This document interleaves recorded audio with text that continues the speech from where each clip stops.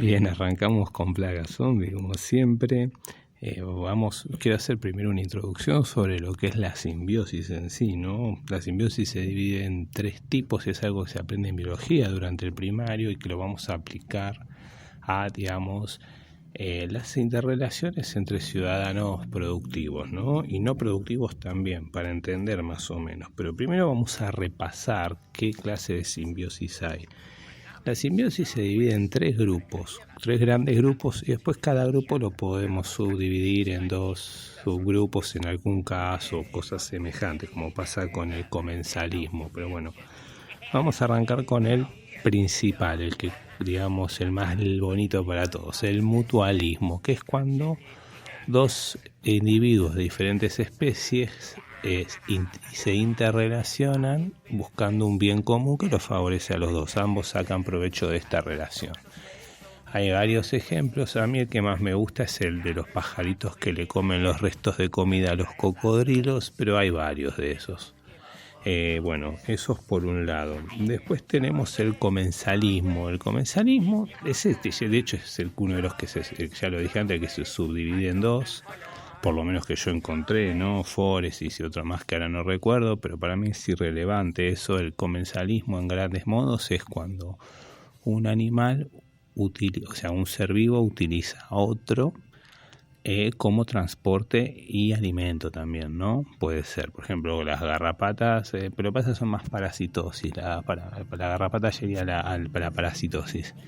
Así que, digamos, a mí me gusta el de unos que se le pegan a los tiburones y comen los restos de comida que el tiburón va dejando cuando come, ¿no?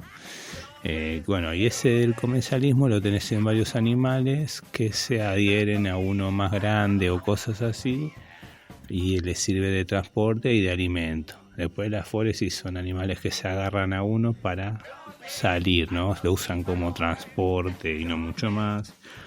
Pero bueno, ponele y explicado. Y después tenés la parasitosis, ¿no? El parasitismo, que ahí entraría la garrapata, el piojo, los parásitos internos como la tenia. Lo que pasa es que en el caso de los parásitos son más mágicos porque tienen algunas cosas muy locas. Pueden, digamos, inocular alcaloides en el cerebro del huésped para confundirlo y hacer sentirle cosas inapropiadas, digamos. Así que bueno, de hecho el parásito me parece que es el más adaptable a todo, es una cosa fascinante, ¿no? O sea, lo que va a sobrevivir cuando venga el fin del mundo son las cucarachas y sus parásitos. Bueno, qué sé yo, ¿y cómo lo aplicaríamos a la sociedad en principio? Podríamos plantear que el mutualismo es, por ejemplo, como dar un ejemplo muy sencillo que también me gusta mucho, es cuando un carpintero y un tapicero se juntan para fabricar sillones. Digamos a pedido, ¿no? Ese es sería un mutualismo. Los dos usan su arte, su conocimiento técnico y sacan un bien común de mejor calidad. Lo mismo lo puedes hablar con el carpintero y el albañil para hacer una escalera, o tenés un montón de condiciones así en lo que sería el mutualismo, ¿no?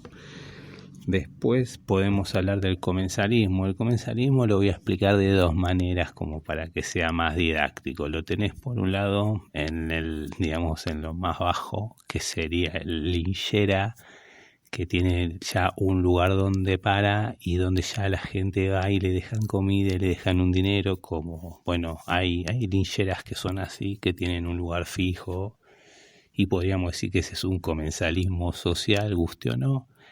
Y después tenemos por otro lado el comensalismo que podríamos plantear desde el punto de vista de la plusvalía, que a mí también me gusta mucho plantearlo desde esa óptica, que arranca con el concepto de que vos tenés a un obrero que está produciendo un bien y a un industrial que va a ser un empresario, un capitalista, que va a recibir una ganancia por la venta de ese bien.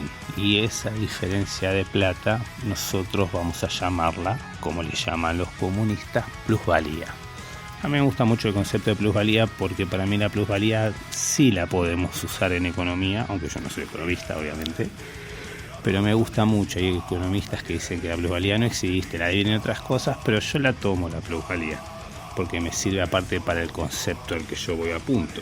El comensalismo es todos los otros miembros de la cadena de comercialización que salen beneficiados de esa plusvalía, ¿no? Que se van a adherir al transporte de plusvalía y van a sacar su rédito, como por ejemplo el personal de seguridad de la fábrica, que per se no produce nada, no genera plusvalía y sin embargo tiene que estar ahí para asegurar el transporte justo de la plusvalía y que nadie se robe la riqueza o el capital.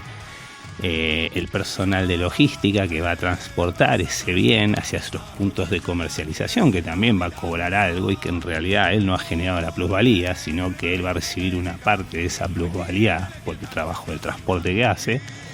Que uno podrá hablar obviamente que ese transporte va de un punto donde vale poco, porque la fábrica nadie lo verá comprar, a un punto donde se vende mucho, que es en el centro, y podemos hablar mucho de todo eso, de que de hecho esa plusvalía se incrementa con ese transporte, pero la realidad es que el transportista va a recibir una parte, va adherido a esa plusvalía inicial, más allá que ese transporte multiplique esa fracción. Estamos todos de acuerdo, podemos hacer ese cálculo o analizarlo como se les cante, el tema que ese transportista es un comensalista de esa plusvalía. Pasa lo mismo con todo el sector de logística y con los administrativos ni hablar, que básicamente solamente cuentan los porotos como se mueven, pero no participan en casi ninguna de las partes físicas del movimiento de esa plusvalía y sin embargo comensalmente salen bastante satisfechos. Y después está el industrial o el capitalista, que es el que se va a llevar la mayor parte de toda esa plusvalía, de donde se han adherido muchos comensalistas, que eso también hay que contemplar, ¿no? Y esa es otra, otro tipo de simbiosis que se da en la sociedad. Y por último tenemos el parasitismo. El parasitismo es el más, ya tiene que ver pura y exclusivamente con el Estado. En el Estado vos vas a tener dos tipos de simbiontes. Los que generan un valor agregado al huésped, como son el personal de seguridad, que entraría siempre en el mutualismo, que sería la policía, el sector de salud de primeros auxilios, que sería también parte del mutualismo, la parte, los tribunales, hay cierto defensa nacional, hay determinados factores que son parte del mutualismo y que hay un retorno al Estado.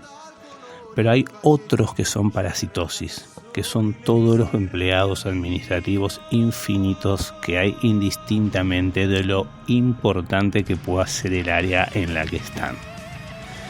Y lo peor de todo son aquellos que directamente no cumplen tareas. Esos ya son definitivamente parásitos en todo sentido. Que además, y acá va lo de la adaptabilidad del parásito, el socialismo es parasitosis, ¿no? Es parasitoso. Lo que más me fascina del parásito es que logra hacer esa transformación química en la mente del huésped, ¿no? De forma tal de hacerlo comprender las cosas de forma diferente, y entonces aquel que es parasitado en muchos casos le pasa a no reconocer al parásito como un enemigo, ¿no? Un enemigo, por ahí la palabra muy fea, pero es un enemigo porque drena recursos sin dar nada a cambio, como la tenia saginata, ponele. Entonces, ¿qué sucede? Lo que resuelve, como otros parásitos, como hay uno que se le mete a la langosta, que la hace saltar al agua para morir porque el parásito necesita el medio líquido para reproducirse, es una locura. Y bueno, así como hacen eso, ha logrado un sector del parasitismo estatal, mediante algunas disrupciones químicas en el cerebro del huésped, hacerle creer que existe una unidad entre el parásito y el parasitado, y al que no le gusta se jode, ¿no? Unidad de parásito parasitado, y al que no le gusta se jode. Básicamente ese es el concepto. Lo que nosotros nos estamos encontrando en la actualidad es que hay individuos que tienen la cabeza parasitada por otros individuos que les hacen creer que van juntos hacia el mismo lado, cuando en realidad son el cuerpo que va a recibir la peor parte para beneficiar al parásito. Por eso usan este artilugio químico para generar la confusión y hacerle creer que hay una simbiosis cooperativa o asociativa, que hay un mutualismo, pero no existe eso en realidad. Ahí lo que hay es una parasitosis y un parásito lo suficientemente hábil como para confundir al huésped y hacerlo ir hacia las llamas para salir reproduciéndose, cayendo en otro huésped. No más que eso. Entonces, bueno, esperemos que mientras más rápido entendamos cómo es el concepto, digamos, cómo funciona socialmente esto, mejor nos va a ir. Todo aquel que vive del Estado sin aportar nada es un parásito, ¿no? Y lamentablemente ahí entrarían muchos individuos. Porque existe otra cosa, que es que cuando vos trabajás para el Estado